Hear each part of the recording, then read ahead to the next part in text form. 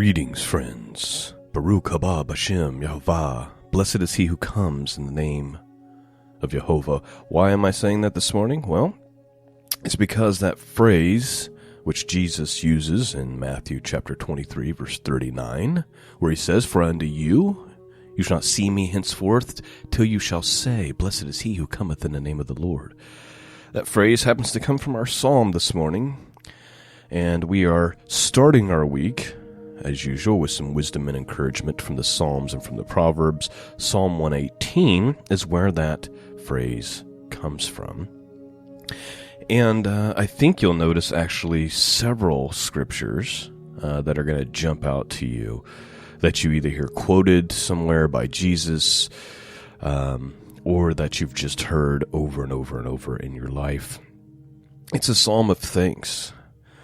It's a psalm of remembering who the Lord is and how it's better to trust in Him than the things of this world, and how His mercy endures forever. There's a lot of those thoughts being repeated over and over and over in the scriptures this morning. So I pray that these words this morning that are coming from the Holy Word of God will pierce your hearts and cause you to draw closer to Him.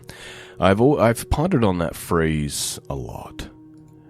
Blessed is he who comes in the name of the Lord. Not that part, but Jesus says, you're not going to see me again until that's the phrase that's on your lips. And who's he talking to specifically? Jerusalem. He says, O Jerusalem, Jerusalem, thou that killest the prophets and stonest them which are sent unto thee, how often I would have gathered thy children together, even as a hen gathereth her chickens under her wings, but you would not. Behold, your house is left desolate. For I say unto you, you shall not see me henceforth till you say, Blessed is he that cometh in the name of the Lord. Interesting. All right, let's open up our hearts. Psalm 118, and then we're also going to, of course, read from the Proverbs. We're looking at Proverbs chapter 3 this morning. King James Bible.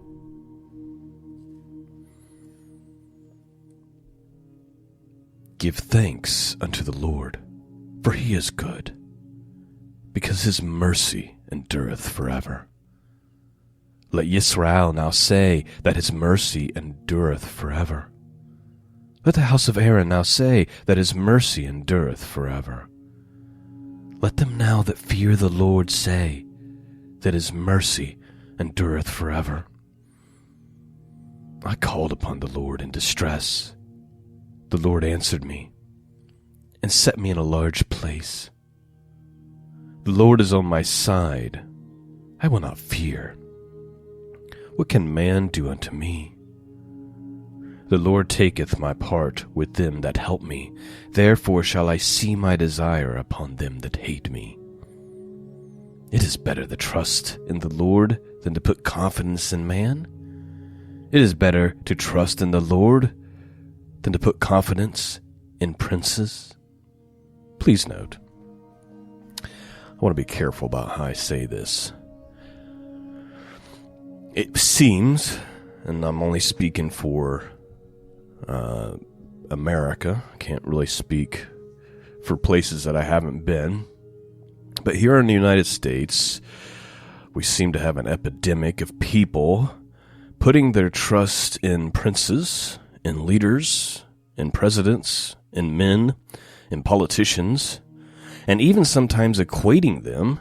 They don't say this with their words, but their actions and their posture says it, treating them as though they're God's representatives. It's astonishing to me. They put their confidence in men.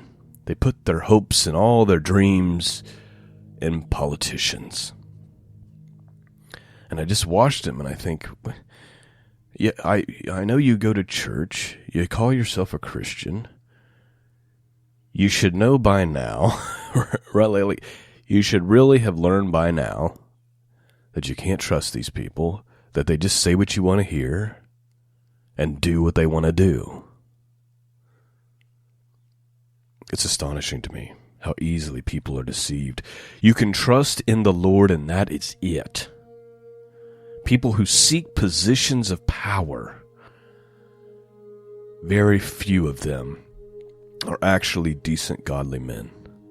It's a rarity throughout all history. It's usually because they were godly men who just found themselves in a position of power, like King David. Outside of that, people who seek positions of power, that's not usually a godly quality. So stop putting your hopes and your dreams on a politician, hoping that they're going to make decisions that are going to make everything better for you. They're not. Rant over. Let's move on. All nations compassed me about, but in the name of the Lord I will destroy them. They compassed me about, yea, they compassed me about, but in the name of the Lord I will destroy them. They compassed me about like bees. They are quenched as the fire of thorns. For in the name of the Lord I will destroy them. Thou hast thrust sore at me, that I might fall. But the Lord helped me. The Lord is my strength and song, and has become my salvation. The voice of rejoicing and salvation is the tabernacles of the righteous. The right hand of the Lord doth valiantly. The right hand of the Lord is exalted. The right hand of the Lord doeth valiantly. I shall not die, but live, and declare the works of the Lord. The Lord hath chastened me sore, but he hath not given me over unto death. Open to me the gates of righteousness. I will go into them, and I will praise the Lord. This gate of the Lord into which the righteous shall enter. I will praise thee, for thou hast heard me, and art become my salvation. The stone which the builders refused has become the headstone of the corner. Please note, there's a quote about Christ himself that we should all be familiar with, right? He says, he basically says, I have become the cornerstone. Verse 23, this is the Lord's doing. It is marvelous in our eyes. This is the day which the Lord hath made. We will rejoice and be glad in it. Save now, I beseech thee, O Lord. O Lord, I beseech thee, send now prosperity. Blessed be he that cometh in the name of the Lord. We have blessed you out of the house of the Lord. God is the Lord, which has showed us light. Bind the sacrifices with cord, even unto the horns of the altar. Thou art my God. I will praise thee. Thou art my God. I will exalt thee. O give thanks unto the Lord, for he is good, for his mercy endureth forever. That, my friends, is the end of Psalm 118. Gets a lot more interesting as we get into Psalm 119. Very, very long psalm that we will be looking to cover next week. 176 verses. All right. Let's have a look at the Proverbs and see if we can get some wisdom to start our week. I pray that you were blessed by the psalm reading this morning. Proverbs chapter 3, a continuation of these warnings from Solomon to his sons. My sons, forget not my law, but let thy heart keep my commandments. For length of days and long life and peace shall they add to thee. Let not mercy and truth forsake thee. Bind them about thy neck. Write them upon the table of thine heart. Please note, it seems obvious, but I think, even though it's Solomon writing to his sons, it's also the Holy Spirit writing to us, right? So when it says, my son, forget not my law, but let thine heart keep my commandments, I take that quite literally as if God was saying to me, this is important. keep this in your heart, for length of days and long life and peace shall they add to thee. And then it says, let not mercy and truth forsake thee. So he says this is so important that you need to bind this around your neck and write it upon your heart. Mercy and truth. Let us walk in this way every moment of our lives, where we're extending mercy and grace, but at the same time, we uphold truth. We're not going to compromise the truth. We're not going to pretend. We're not going to go along with the fact that you think you're a cat when you're a human being, right? Like, that would be absurd. That goes against truth. That's not being loving, right? So we have to balance mercy and truth. I just had a thought. I'm trying not to ramble too much, but people tell me to ramble, and you may regret asking me to continue to ramble. But I'm just imagining that 150 years from now, let's say the world continues to go on for another 150 years, and somebody is like looking at transcripts of podcasts and stuff like that we recorded in the year 2026. And then they just heard me refer to something that all of you are probably familiar with, which is we have human beings walking around demanding that they be identified as cats, and that they are a cat, and they walk around in a cat suit and meow and all kinds of other weird things. But imagine you're listening to this 150 years from now, you'd be like, what in the world is he talking about? Like, what is he referring to? Because it's so silly, so absurd, that any human civilization listening to this would have to think, wow, that culture was really off the rails. Anyway, this is why I don't ramble. Verse 4. So shalt thou find favor and good understanding in the sight of God and man. Trust in the Lord with all thy heart. Lean not on thy own understanding. In all thy ways acknowledge him, and he shall direct thy paths. Please note, very famous verse, right? Very famous verse about trusting in God with your whole heart. Don't let your own understanding, the thing that makes sense to you, don't let that influence you over what God has done and said. And instead, acknowledge God in all your ways, and he will direct thy paths. It's very similar to when Jesus says, hey, don't worry about the things. Don't worry about what's going on. Don't worry about, stressing over these worldly things. Your Father in heaven knows you need them. Instead, what's he say? He says, focus on the kingdom of God. Prioritize that. And then these other things will take care of themselves.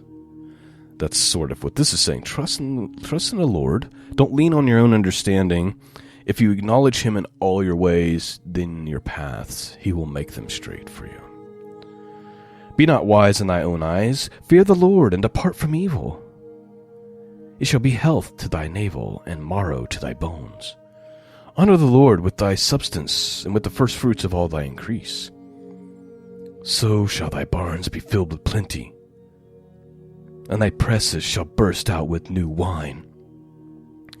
Please note, he's just saying, hey, if you honor God with your money, with your finances, you will be blessed in that area. But this is not the prosperity gospel, right? This is not Joel Osteen. This means you're going to be healthy, wealthy, and rich, right? This is just general wisdom that those who don't have a tight grip on their money and possessions and things, but are willing to share it with those who are in need, there's blessing for that. My son, despise not the chastening of the Lord, neither were ye weary of his correction. For whom the Lord loveth he correcteth, even as a father the son in whom he delighteth. Happy is the man that findeth wisdom, and the man that getteth understanding. For the merchandise of it is better than the merchandise of silver, and the gain thereof is of fine gold. She is more precious than rubies, and all the things thou canst desire are not to be compared unto her. length of days are in her right hand, and in her left riches and honor. Her ways are of pleasantness, and all her paths are peace. She is a tree of life to them that lay hold upon her, and happy is every one that retaineth her. The Lord by wisdom hath founded the earth, by understanding hath established the heavens. By his knowledge the depths are broken up, the clouds drop down the dew. My son, let not them depart from thy eyes. Keep sound wisdom and discretion. So shall they be life unto thy soul, and grace to thy neck. Then shalt thou walk in the way of safety, and thy foot shall not stumble. When thou liest down, thou shalt not be afraid. Yea, thou shalt lie down, and thy sleep shall be sweet. Be not afraid of sudden fear, neither of desolation of the wicked when it cometh. For the Lord shall be confidence, and shall keep thy foot from being taken. Withhold not good from them to whom it is due, when it is in the power of thy hand to do so. Say not to thy neighbor, Go and come again, and tomorrow I will give, when thou hast it by thee. Devise not evil against thy neighbor, seeing he dwelleth securely by thee. Strive not with a man without cause, if he hath done thee no harm. Envy thou not the oppressor, and choose none of his ways. For the froward, that is to say the perverse, is abomination to the Lord, but his secret is with the righteous. The curse of the Lord is in the house of the wicked, but he blesses the habitation of the just. Surely he scorneth the scorners, but he giveth grace unto the lowly. The wise shall inherit glory, but shame shall be the promotion of fools. That, my friends, is our wisdom and encouragement for this week. I pray you've been blessed and strengthened. Hopefully, all my silly thoughts that I shared with you this morning didn't take away from the goodness of God's Word. Thank you for listening. Thank you for praying for me. I certainly need it. And then those of you who support this mission to make it possible, thank you for your generosity. Peace and grace be with all of you. And until next time, God bless.